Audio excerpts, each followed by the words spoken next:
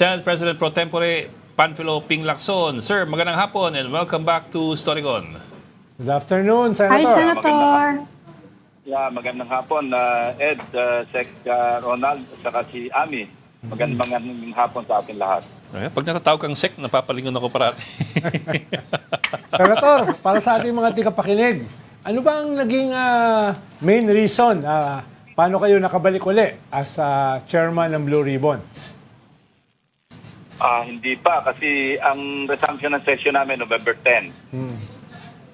So kasi elected kami, lahat ng chairpersons, pati nga members actually, ine-elect yan sa plenaryo. So without that formal election, as chairperson ng isang komite, hindi ako chairman ng Blue Ribbon Committee. Pero sir, sabi ni Tito Soto, 100% na raw kayong pasok eh. Kayo ba, have you agreed? Have you agreed with finality already? I mean, as far as you are concerned at least. Yeah, baka yun ang kanyang opinion dahil siguro nakausap niya yung mga ibang kasama. No? Pero hindi natin alam kung ano mangyayari kasi kung halimbawa may mag-nominate, tapos may mag-object, dinasa botohan at hindi naman umubra. So, hindi ako babalik as chairman. Pero kung kayo po ang tatanungin, are you already willing to take on the task again? I mean, from your side lamang. From your side, are you good to go already? Yan ang sinabi ko sa kanya. If elected, then I will accept. Okay. Okay, so kung if you will accept at na-elect naman po kayo, kasi sabi nung minorya, okay naman daw sa kanila. I mean, yung mga pinaka-vocal doon sabi nila okay naman. Kung sakasakali, ano po ang pwedeng asahan ng mga tao sa next Blue Ribbon Committee when Senator Panfilo Lacson goes back as chairman? The earliest na pwede mag-resume yung hearing, November 14, Friday. Kasi siyempre, isa sa alang-alang ko bilang chairman, yung possible na plenary debate sa national budget.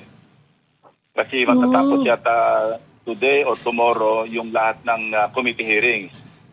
Sa ganon, pwedeng pagbalik namin, nasa plenary na kami. Priority yung national budget. Okay. Kaya ang pwede lang mangyari, may pakiusap na yung Friday, may bakante, kung sakali makapag-schedule ng hearing ang Blue Ribbon. Pero may balak ba kayong i-recommend na reforms o hindi pa pasok yan dyan sa budget deliberation? Ibang session na yon. Kasi marami kayong binabanggit nun na gusto nyong mabago sa budget process. Isasama pa yan dyan sa iba to, iba. Iba dun sa main budget hearing.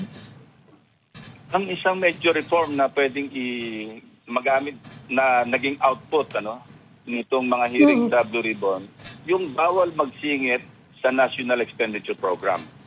Kasi lahat kami nabulaga, or at least karamihan sa amin nabulaga, na meron palang tinatawag na leadership fund na kung sa budget preparation phase pa lamang, may pakialam na pala yung mga lawmakers. Yun naman, hindi naman kaila isa batas yun, dahil maliwanag naman yung budgeting process natin, nag-i-start sa budget preparation na exclusive domain ng executive branch, saka palang papasok yung legislation o yung authorization phase na pupunta sa Kongreso at babalik ulit sa executive yung tinatawag na implementation phase. Pagkatapos yung accountability na kung saan oversight function ng Kongreso, pati yung COA, ipapasok na. Senator, anong aasahan ng mga tao na highlights dito sa pagbukas ng Blue Ribbon session sa kailan ba yan? November 14? 14. Ano ba posibleng highlights yung aasahan nila? Ang bago lang development, kanina lang, na natapos na yung investigation na ginawa ng executive judge ng Manila at may resolution na. Ang kanyang rekomendasyon ay mag-file ng kaso ng, I think, falsification and possibly perjury against, of course, yung principal actor, si Orly Gutesa, dahil napatunayan na hindi real signature noong si Petsi Espera, yung notaryo publiko. Kasi sa kanyang investigation, nagpakuha siya ng mga specimen signatures ni Atty. Espera para i-match niya doon sa tinatawag na question document na kung saan nakapirma si nakapirma si Atty. Espera bilang notaryo publiko noong sinumpaang salaysay ni Orly Gutesa. So So may findings na yon at I think nire-recommend niya ngayon sa Prosecutor's Office ng DOJ na magsampa ng demanda, magsimula ng preliminary investigation against Gutesa and those responsible for presenting his affidavit. Hindi ko alam kung sino yung saklaw nun. Ang Blue Ribbon ba, Senator, may pwedeng gawing sanctions dyan sa nangyari na yan? Parang binabastos yung proseso nyo eh. Meron bang dyan, mga parusa dun sa mga nagdala niyang witness na yan na posibleng tainted? Unang-una, lilinawin ko, no, yung sinumpang salaysay na sinagawa ni Technical Sergeant Gutesa sa Blue Ribbon Committee, ano yun valid yun. Dahil ito'y kanyang sinumpaan mismo sa harap ng komite. Walang kinalaman yung kanyang sinumpaang salaysay, yung kanyang pahayag doon sa harap ng Blue Ribbon Committee, doon sa kanyang sinumpaang salaysay na notarized. That's a different matter. Kaya lang, although valid yung kanyang sinumpaang salaysay at lahat ng kanyang sinabi, dahil ang presumption doon, sinumpaan niya, kaya pawang katotohanan lamang yung kanyang sinalaysay doon sa pagdinig. Pero, ang issue doon is yung kanyang credibility. Kasi tinanong siya doon kung sino yung notaryo, sabi niya, siya mismo ang nagpanotaryo kay Atty. Spera. So, ang magiging issue, yung issue ng credibilidad. Na kung nakapagsinungaling siya doon sa isang bagay na importante rin, ano? Dahil ang pinresenta niya ay isang notarized affidavit. Pero sir, At kung sinasabi niya siya mismo ang nagpanotaryo kay Atty. Spera, dapat yun ang katotohanan. Pero lumalabas ngayon at ito'y mismong resolution ng executive judge ng Manila RTC ang nagsasabi na kasinungalingan yon, medyo may tama yung kanyang credibility. Now, bahala na yung mga miyembro ng committee. Ako bilang chairman, alam ko na yung idadraft ko bilang committee report patungkol doon. Pero nakasalalay pa rin yun sa appreciation ng mga miyembro na mga pipirma sa committee report kung sasang-ayunan nila yung observation ng chairman na magdadraft ng committee report. sir, just to recognize si Regina Just to recognize. Lay is now with us. Sir, but if I may, Just to sir, recognize. I was wondering lang kasi Parang yung korte. like it or not, sir, maraming nagpapanotarize na hindi talaga humaharap yung correct. mismong abogado. I mean, it's not supposed to happen, but it always happens. Wouldn't this then be a problem not of Gutesa, but a problem of the person who notarized it? Kung in this case, possibly si attorney, what's his name? Attorney Espera. Hindi. Paano magiging problema ng Atty. Spera sinabi niya nga hindi siya yung nagpirma. At napatunayan nga na hindi niya talaga pirma yung nando sa notaryo. Yes, sir. So walang problema yung notaryo publiko. Yes, sir. Ibang usapin naman yung sinabi mong halimbawa, Ed, no, na hindi naman karamihan hindi humaharap. Pero it doesn't make it right. I know, sir. Kung yun ang common practice, Yeah. hindi lang nahuli yung iba kasi walang kumukwestiyon. Pero once na magkaroon ng pagkukwestiyon at napatunayan na halimbawang siya mismo nagpirma at hindi siya humarap, hindi nakaharap sa kanya yung nag-swear doon sa kanyang sinumpang salaysay, may pwede siya ma-disbar, ma-suspend, ma-sanction ng Supreme Court. I understand, sir. But what I O mean ng is that... IBP. Yes, sir. I understand, sir. But what I mean is that more often than not, hindi yung abogado mismo yung humaharap dun sa nagpapanotarize. Minsan yung nagpapanotarize, siya mismo yung nandun, pero minsan yung secretary or clerk lang ang nandun, and the person may not know who is Attorney Espera from Adam. Well, matter of defense. Pwede sabihin ni Spera, akala ko yung kaharap ko si Atty. Spera. Akala ko yung nagpirma nung sa aking sinumpang salaysay, si Atty. Spera. Depensa yon ni Orly Gutesa. Pero the fact remains na hindi signature ni Atty. Spera na malinaw na dahil tapos na nga yung investigation na sinagawa ng Manila RTC ng executive judge.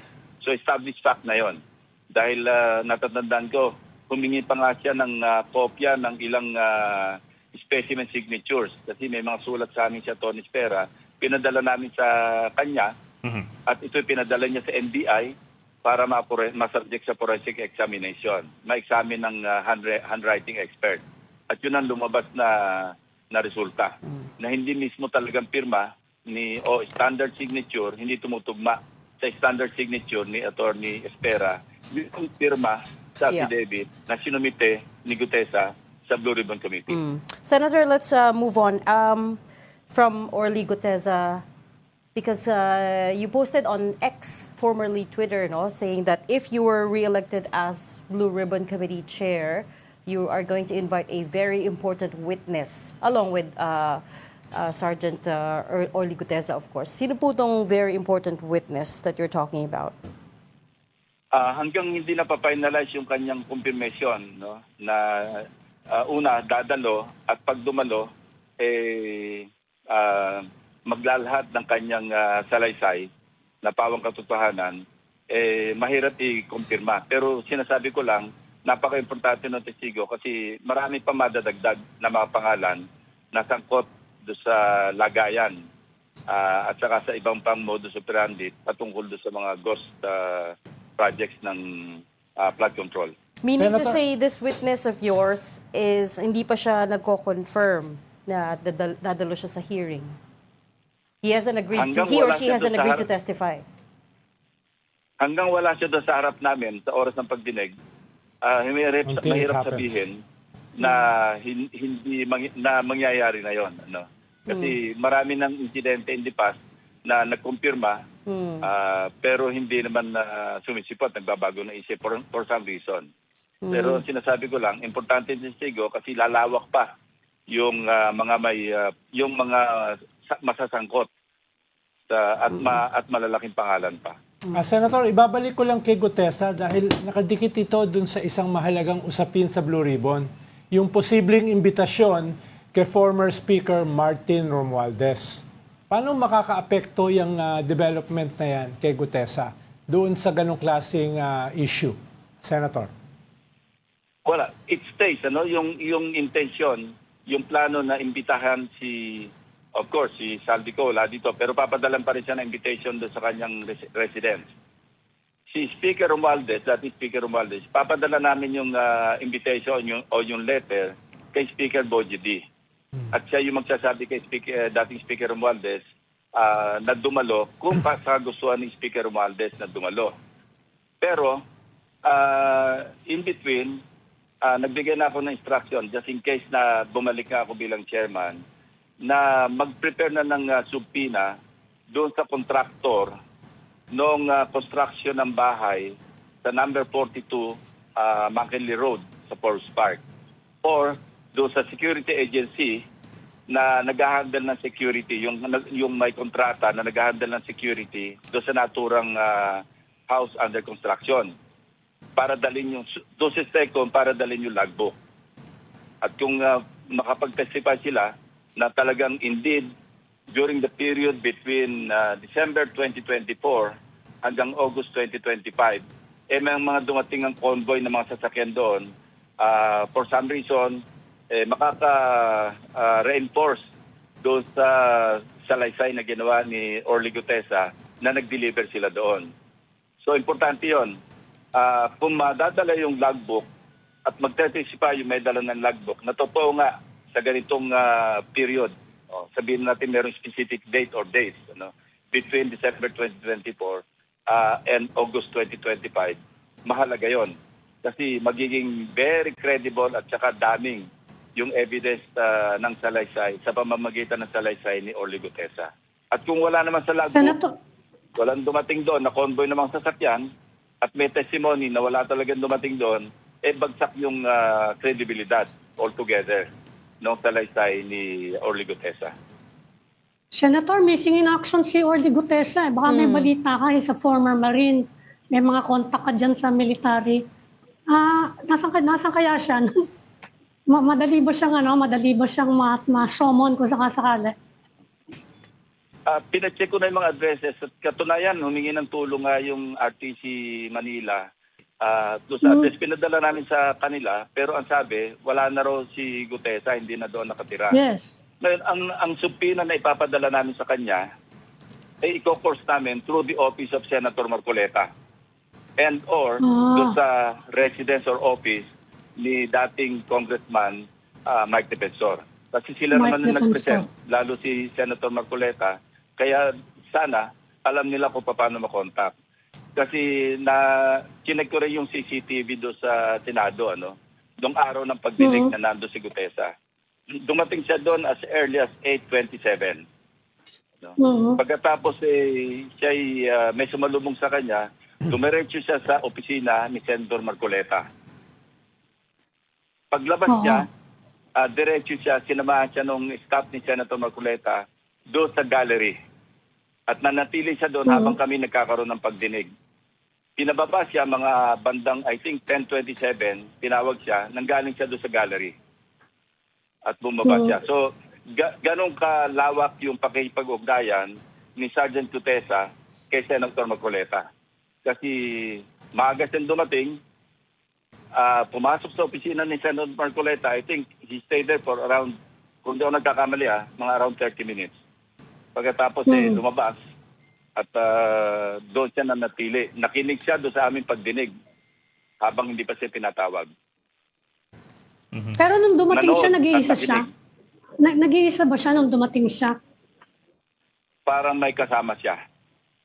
Hindi ko sigurado kung kasama niya, pero may kasabay siyang pumasok. What, Dalawang beses Kasi sabi ni na- Senator check siya. Marcoleta, Nag-check siya sa hindi ground rin daw floor. niya alam kung nasan Pwede naman tayo humingi ng tulong doon sa mga kakilala namin, mga dating nasa serbisyo ng mga Marine officers na baka sakali makatulong para lang maka-shed light, mas makapag-shed light doon sa kanyang sinumpang salaysay. Ngayon, kung hindi sa makita, i-appreciate na lang namin yung kanyang sinumpang salaysay on its face value, on its face, Kung ano yung face value ng kanyang sinumpang salaysay, yun ang magiging part ng record. At ulitin ko, valid yung kanyang sinumpang salaysay regardless of kung pinalsify niya yung Affidavit. notaryo, valid pa rin yun. Kasi aside from the affidavit, sinumpaan niya pa rin yun doon sa harap ng Blue Ribbon Committee. Yes, sir. what prompted you, Senator, to check the CCTV of the day that he showed up at the Senate? Ano po yung hinahanap niyo? Hinahanap ko lang kung sino yung kasama. Kasi nga nawawala siya Baka kakilala ko yung kasama niyang pumasok, matanong kung nasaan siya, pa saan pwede makontak. Yun lang nag-prompt sa akin. Kaya sabi ko, tingnan nyo nga kung sino yung kasama niya nang pumasok siya.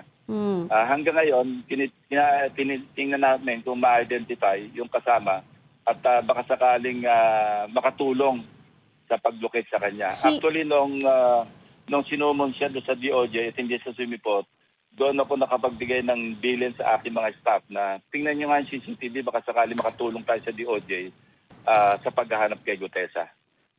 Si Senator Marcoleta has no idea of his whereabouts because that was his witness, di ba? I don't know. Hindi kami nag-uusap dalawa Sir, anyway, Pero yun ang sabi ni nabanggit ko, Senator sir, na Marcoleta, kanina hindi daw niya alam.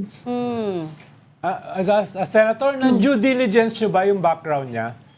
Parang colorful yung background niya. Naging security siya daw, allegedly, ni Saldico, ni Vice President Sara Duterte, etc. Parang marami siyang pinagtrabahuhan. Yung ba ay na-check na? Yes. Nagsagawa ko ng RCBI, record check saka background investigation.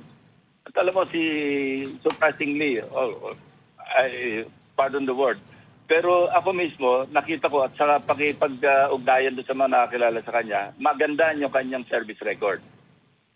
Masipag at saka efficient at saka diligent sa kanyang trabaho noong siya nasa Philippine Marines pa.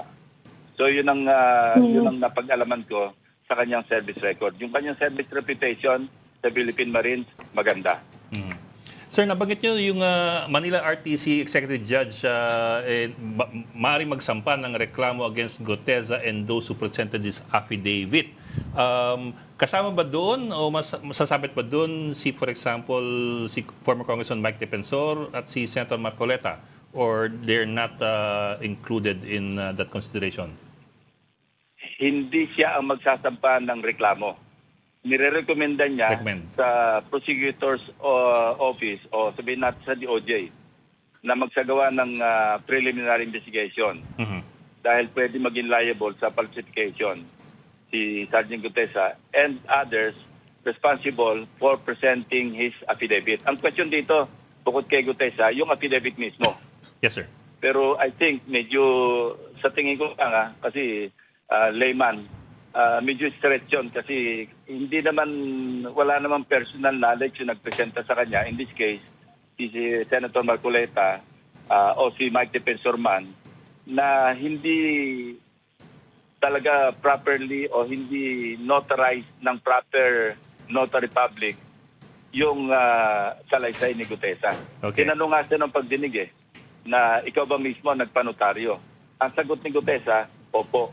Ako mismo nagpanotaryo na purportedly kay Atty. Spera. Na agad-agad naman tinanggi ni Atty. Spera. Kaya nga nagbigay daan doon sa executive judge na magsagawa ng investigasyon. Kasi nakikita niya merong violation. Kasi may exclusive jurisdiction ang executive judge na maski anong syudad o bayan man o kung saan man na magsagawa ng investigasyon patungkol sa mga violations ng notarized document. So you were able to confirm that maganda yung record niya when he was still a Marine, but is it correct to say that at this point we have not proven without a doubt that naging security consultant nga siya ni Congressman Zaldico And others. and others? Correct? As per his sinumpang Salazar, yes, sinabi niya. Hindi, pero outside of the statement, affidavit ni Gutesa, wala pa pong ibang evidence. We have not proven at this point without a doubt that he served Zaldico at that time, that he said he did. Walang corroborative na statement o document na nagsasabing siya nga ay nagsilbing security detail ni Zaldico at kung sino-sino pa man. Senator, balikan ko lang yung budget yung sinasabi nyo na gusto nyong reform doon sa wala nang pwedeng mag-insert na during the NEP.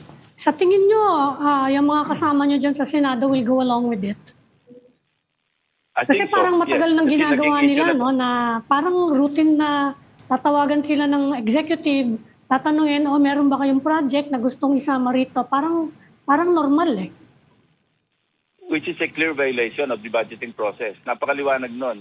At ang isa pang dapat i-correct, ito by way of yung sa aming committee report na gagawin, bakit ganun kadali na magbaba ng mga project? Dahil sa statement ni Bryce Hernandez at saka ni Alcantara, nagbaba ng proyekto sa Bulacan First District Engineering Office.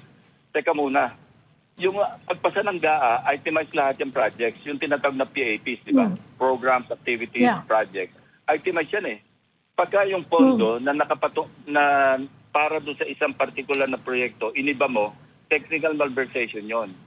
So maraming magiging liable sa technical malversation, lalo pa nga't may kasamang lagay o komisyon o kickback, may papatong pa yung kasong technical malversation kung sino man ang may gawa noon. Kasi, for the life of me, I cannot really explain kung bakit pinapayagan yung, halimbawa, ito, hypothetical ito, dahil hindi naman tayo bibigyan ng conclusion doon sa kaso ni Senator Villanueva. Di ba sabi, ang hinihiling ni Senator Villanueva, at ito sa statement ni Alcantara, humihingi ng multipurpose building na nagkakahalaga ng 1.5 billion. Parang unilaterally, arbitrarily, si Alcantara nagsabing, hindi, palitan natin kasi hindi tayo aabot sa di umano'y hinihingi 150 million na kickback. Dahil 10% ko multipurpose, kaya tinapatan nila ng worth 600 million pesos na flood control project. Kasi mas malaki yung komisyon o kickback doon na magtutugma rin sa 150 million sa 25%. So bakit pwedeng bago-baguhin yon? Hindi po pwede yon kasi technical malversation nga yun So dapat maging maingat na yung pagsunod o hindi pag-violate sa batas, yung General Appropriations Act, na kung saan nakapatungkol yung isang budget, halimbawang 100 million, 150 million, sa isang proyekto, hindi mo pwedeng baguhin yun Marami-raming tatamaan yung technical malversation na sinasabi mo. Marami. Senator, malaki ba yung penalty dyan? Malaki ba yung penalty dyan? Saka non-bailable ba yan? Hindi. Ang non-bailable yung malversation through falsification of falsification. public document. Ito yung mga ghost project o kaya substandard na binayaran, pinalsify yung mga nagse-certify na completed o kaya yung progress billing na sinasabing naka-accomplish ng 46% in a matter of 9 days o kaya 89% o 85% in a matter of so many days. Na alam naman natin na hindi totoo. So yun yung malversation through falsification na merong benepisyo na nakuha yung mga nag-commit ng malversation at nag-falsify ng mga dokumento. Yun ang sinasabi mo kanina, Ami, na ang threshold amount is 8.8 million, no Yes. bail, at saka capital offense. Oo. Pero yung technical malversation, kasi nagtatanungan mga tao ano kayang pwedeng ipatong na criminal case sa insertion, budget insertion? Pwede bang parusahan yung mga nag-budget insertion? Pwede ba yung technical malversation o may mas matindi pang kaso na pwedeng i-file? Mga prosecutor na dapat mag-aral yan, Ami. Wala na sa Senado. Masyadong technical Tinatanong na ng yun. mga tao Kasi yun ang hinahabol din, Maliwanag yung naman mga technical lawmakers malversation. Yeah. The mere act na hindi ka tumugon do sa batas na ang isang budget, yung halaga ng ay dapat doon mo gugulin sa isang particular na proyekto, sa ibang proyekto mo ginamit, yun, napakaliwanag nun, basic nun, na talaga merong technical malversation. Yeah. Oo. Pero kung ano yung parusa at kung sino yung dapat tamaan, hindi ko kaya sagutin yon. Senator, on a different topic, may binanggit si Senate President Tito Soto na open daw ang Senado na buksan uli yung impeachment, depende sa magiging desisyon ng Supreme Court. Anong ibig sabihin nun? Tatanggalin nyo sa archive yung naka-archive na impeachment? Yes, yun ang purpose ng pag na-archive kasi, hindi tapos yun kaya ang kanya motion nun is to table, di ba? Na ang motion ni Senator Marcoleta, motion to dismiss, na wala naman sa aming rules kasi nasa plenaryo kami. At nung sinabi niyang may supplementary application ng rules of court do sa rules of the Senate, wala rin pala sa aming... ako nga nag-interpellate sa kanya noon o nag-manifest tungkol doon. Kaya hindi umubra yung motion to dismiss. Ang naging decision ng liderato ng Senado noon, ni dating Senate President Chis Escudero, i-archive. So effectively, sa halip na i-table, na-archive. Pero pag na-archive, pwede itong i-pull out anytime if necessary. Ngayon, kung halimbawa lumabas yung decision ng Supreme Court, yung ruling na sinasabing dahil do sa MR, kasi under MR ito Kaya nga ang boto ko do sa usapin noon, nag-abstain ako Kasi sinasabi ko lagi na kung ano yung ruling ng Supreme Court, kung tama man o hindi, dapat sundin natin. At that time, may ruling ng Supreme Court na dinispute na yung impeachment complaint effectively. Pero dahil under MR, pwede magbago yung ruling ng Supreme Court. Hindi ko rin alam. Kaya ang boto ko noon, and-explain ko rin ito, na nag-abstain ako. So kung sakaling ang ruling na lalabas, babalik na rin, i-reverse ng Supreme Court yung kanilang naunang ruling tungkol sa impeachment at sinabi nilang matuwid lang na ituloy impeachment, then aalisin o ipupull out sa archive yung impeachment complaint o yung i-final o tinransmit ng lower house sa Senate. So tama yung si Senate President Soto, pwedeng ituloy yung impeachment, depende sa ruling ng Supreme Court sa MR. But would that, sir, require a majority vote or is that automatic? Majority vote. So, okay. Kasi imomove yan anything that na subject sa motion sa plenaryo, isa-subject sa botohan. Okay, so... Which is why you said mahirap din, the process. Sir, if there are no other follow-up with the impeachment, if okay lang balikan ko yung witness nyo for the next Blue Ribbon Committee hearing, of course, I understand na ayun yung pa pong mag-commit until the person is in front of you. But you also said he or she will implicate more people. Malawak pa yung investigation. Can you give us an idea of how much wider this could become?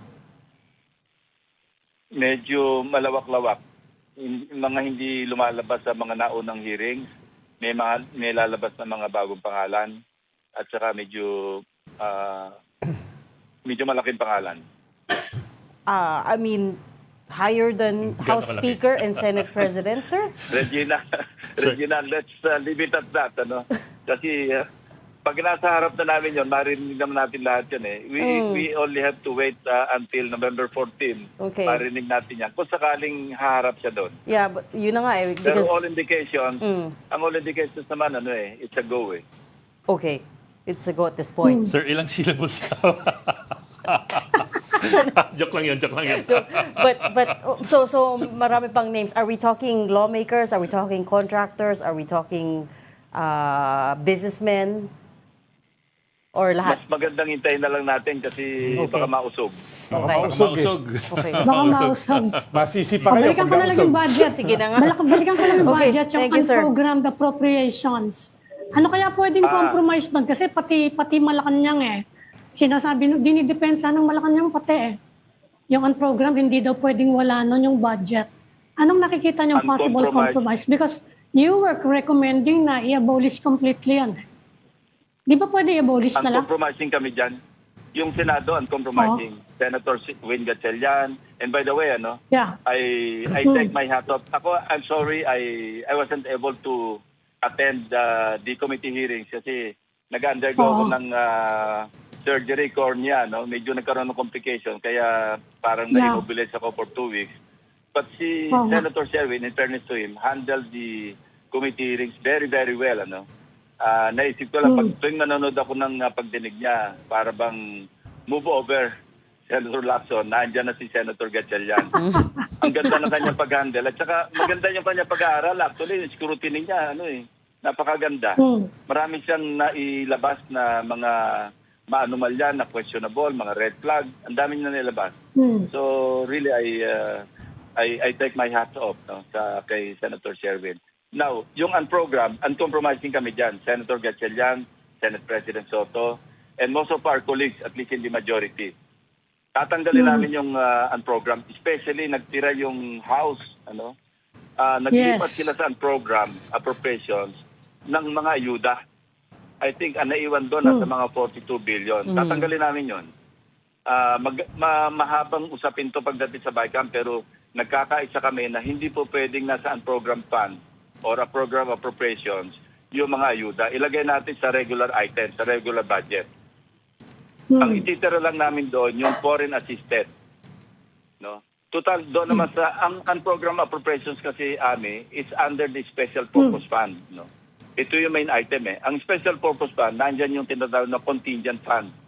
Yung QRF, yung quick reaction fund. Kasi hindi naman natin alam kung ilang bagyo darating, gaano kalakas ng kalamidad So pinapayagan talaga yun na maging lump sum at nandoon yon. At 3 lamang yung papayagan provisions dyan. Na ito iniba ng House of Representatives, pati na Senado, doon sa 2024 budget. Kaya nga pati yung PhilHealth na pondo, napakailaman. Kasi 3 lang yun Pag merong excess collection, excess revenue, remember, hindi lang excess revenue, naka-specify doon, non-tax revenue. Yeah. Hindi yung excess revenue sa mga tax revenue, sa non-tax revenue lang.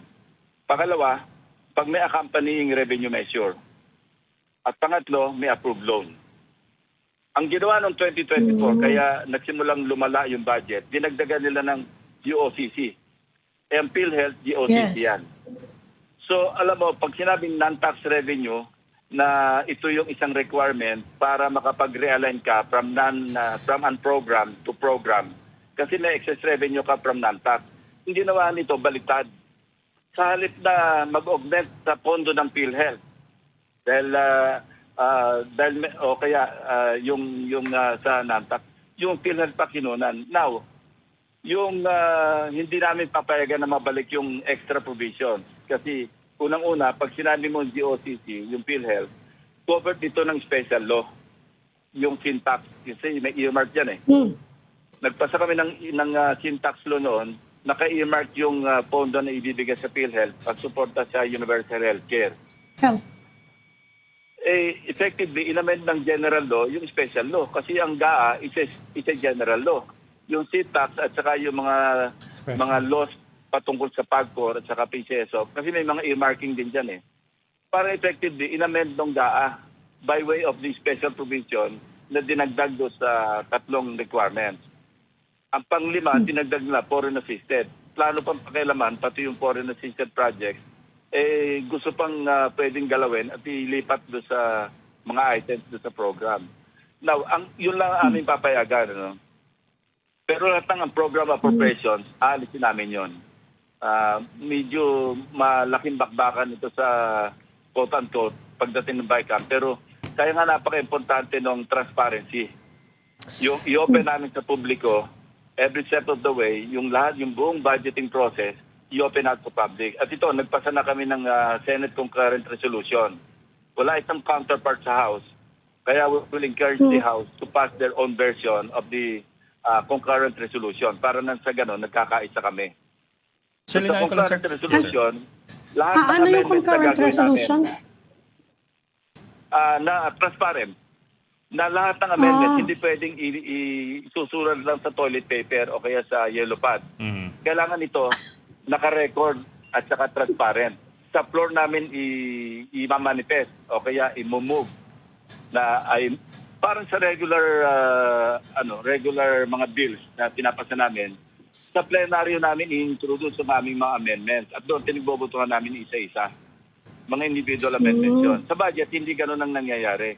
Before approval of second reading, nagbibigay lang yung individual members, individual senators ng kanila mga amendments, individual amendments, sa chairman ng Finance Committee. At ito yung hindi nakikita na maski yung kapwa senador hindi alam kung ano yung amendment na in-introduce ng aming mga colleagues. Ngayon, iibahin namin yon. Kung hindi man ma-introduce individually o personally doong mambabatas o ng senador, ang magmamanifest mismo ng amendment, yung Finance Committee Chairman. Sasabihin niya na ito ay amendment na pinopropose ni Senator so-and-so. Nasa ganun, maliwanag, madaling i-trace. Kasi sa ngayon, alam natin mayroong 150 million, 100 million na ginamit sa flood control. Wala namang aamin na kanila yung amendment o kanila insertion Kasi hindi matitrace back Pero ngayon, madali na makita kung magpapatuloy yung tinatawag namin transparency, doon sa pagbalangkas ng national budget. Kaya mahihiya ngayon at magkakaroon ng responsibilidad yung proponent o yung mga proponents ng mga amendments doon sa kanilang mga insertion o amendments.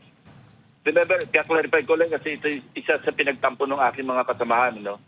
Ang insertion per se is not illegal.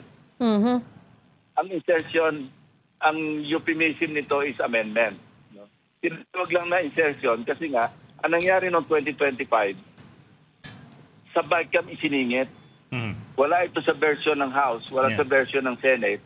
Pagdating sa BICAM, di ba nga, sinasabi, nag-iisa si Senate President Escudero na nag-introduce ng amendments in the amount of, o insertions, in the amount of 142 billion. Sir, At ito inassign na lang sa mga senador, naghati-hati, na ito yung nasabi ko na rin na may mga insertions halos lahat, na ito yung kinatampo nila. Wala namang masama sa insertion, lalo pa nga, at hindi naman alam ng, hindi naman responsable yung individual senators doon sa mga insertions na yon.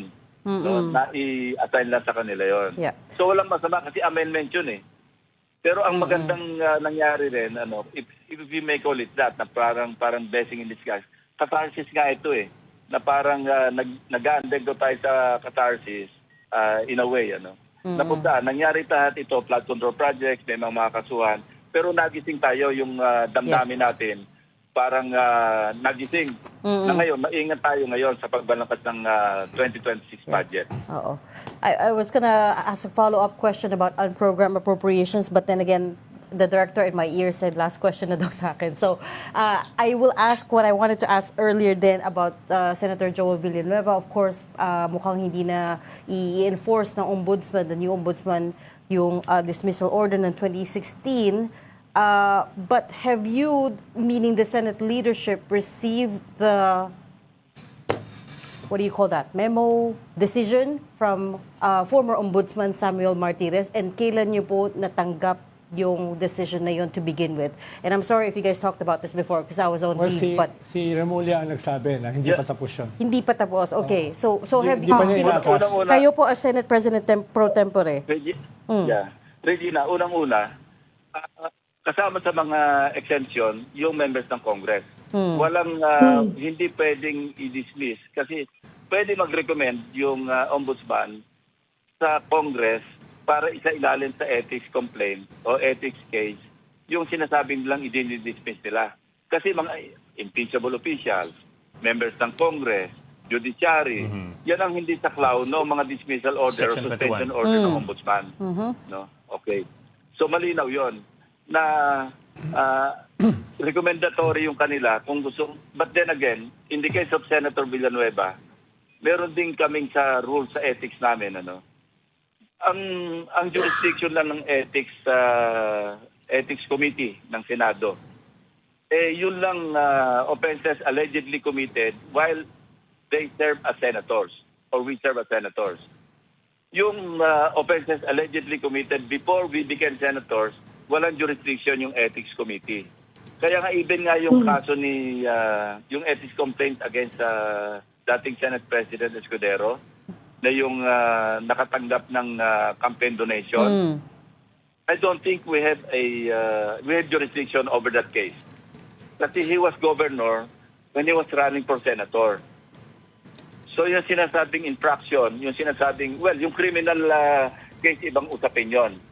Pero kasi may nag-file ng ethics complaint against him dahil patungkol doon sa campaign, receiving or accepting campaign contribution from a contractor. I don't think meron jurisdiction ang ethics committee over Senator Escudero in this particular case. And in the case of Senator Villanueva, kung merong ethics complaint, assuming na valid yung kanyang dismissal at sinailalim sa ethics complaint, hindi naman siya senador nun eh. Congressman siya nun eh. So wala rin. Wala mangyari. So, yeah. No, walang jurisdiction actually. Pero yung criminal case, ibang usapin Yes, yun. sir. Admin lang. Okay. Sige. Sir, pasikit na lang isa pa. Sir, just to be clear, kasi I got a bit confused kanina eh. Doon sa unprogrammed funds, unprogrammed appropriations, kasi at least half of it is for necessary projects eh. Were you saying kanina that you'll allow it or kahit yun hindi nyo titira? No, we will not allow it. Not Not allow it. For foreign assistance. Yeah. Except foreign assistance. Alam mo kasi yung program appropriations, ang authority lang niya na mag-release, Office of the President. Nagulat niya ako dahil nakakuha ako ng dokumento doon sa under the 2024 budget. Alam niyo ba kung magkano yung program appropriations na pinakawalan ng DPWH? 50 billion pesos. Out of the 50 billion, 30 billion flood control. Kaya nagkaloko-loko eh. Hinugot from program appropriations at sinabog kung saan sa mga distrito para magsagawa ng flood control projects. Talaga naabuso. Kasi alam nyo kung bakit? Kasi nandiyan yung suki nila eh. Suki ng mga mambabatas nasa DPWH kaya tinambak nila hanggang sa naungusan pa nga yung budget ng education sector, hindi ba? Kasi nandiyan na yung mga suki nila eh. Kabisado na nila kung sino yung kakausapin. Sina Alcantara, sina Bernardo. Yan yung mga kausap na nila eh. Kaya sa 2025, itinodo na nila eh. Yun ang masama kasi nawili. Yeah. Kaya sumabog. The problem also is nandun yung AFP modernization is Modernization. also under 50 unprogrammed, right? 40 So that's Yeah, the issue. alam mo, may dugtong ko lang, some people really don't know when to stop. Yung insatiability, ito yung nagpahamak na sa mga iba sa kanila, no? Yeah. Whoever they are. Yeah. Pero Senator, Which paano we'll nyo find gagawin concretely yung pagbukas ng BICAM? Ano ito yung first time na mangyayari na bubuksan yung meetings ng BICAM eh? Meron na ba kayong konkretong proposal? Paano gagawin yon? Yes, open sa publiko. At kung sino man yung magpo-propose ng mga panipaningit doon sa BICAM, dapat identified din. No, napalaking deterrent yun eh. So, kung ma-identify kung sino yung proponent o proponents ng amendments, realignment, or insertion, malaking deterrent yun, ha? Okay. I'm so sorry to cut you off, Senator, but sobrang overtime na kami. Overtime. But thank you so much for talking to us and shedding light on all these issues. Senate President Pro Tempore Ping Lacson. Maraming Thank you, sir. salamat, Senator. Thank you. Thank you, Senator.